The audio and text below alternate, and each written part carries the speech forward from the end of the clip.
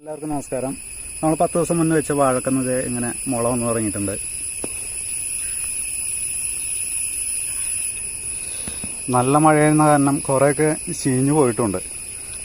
അപ്പോൾ വെച്ചാൽ കുറച്ചെണ്ണത്തിന് മുള വന്നുണ്ട്, ഒരു പകുതി എണ്ണം നമുക്ക് ചീഞ്ഞു പോയിട്ടുണ്ട്. അപ്പോൾ നമ്മളിപ്പോൾ ചെയ്യാൻ പോകുന്നത് ആ മുള തരാത്ത കന്നുകളൊക്കെ പറിച്ചു മാറ്റിയിട്ട് പുതിയത് വെക്കാനാണ് പോകുന്നത്. പിന്നെ മുള വന്ന കന്നുകൾക്ക് നമ്മൾ ചാണകപ്പൊടി അതുപോലെ പച്ചിലവെള്ളം കൊടുക്കാനായിട്ട് പോവുകയാണ്. ചാണകപ്പൊടിയും അതിൻ്റെ കൂടെ കുറച്ച് ചാരം കൂടി മിക്സ് ആക്കിയിട്ടാണ് നമ്മൾ വാഴയ്ക്ക് ഇടാനായിട്ട് പോകുന്നത്.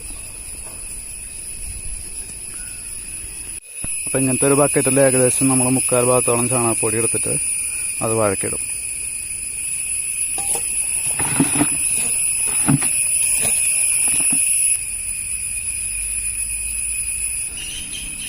വീണ്ടും നല്ല മഴ വരുന്നു.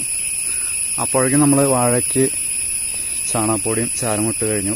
പച്ചിലവെള്ളം കുറച്ച് വെട്ടിയിട്ടുണ്ട്, കൊന്നയുടെ ഇലയും അങ്ങനെ കുറച്ച് സംഭവങ്ങളൊക്കെ വെട്ടിക്കൂട്ടിയിട്ടുണ്ട്. ഇനി നമുക്ക് മണ്ണിട്ട് മൂടണം. ഓക്കെ.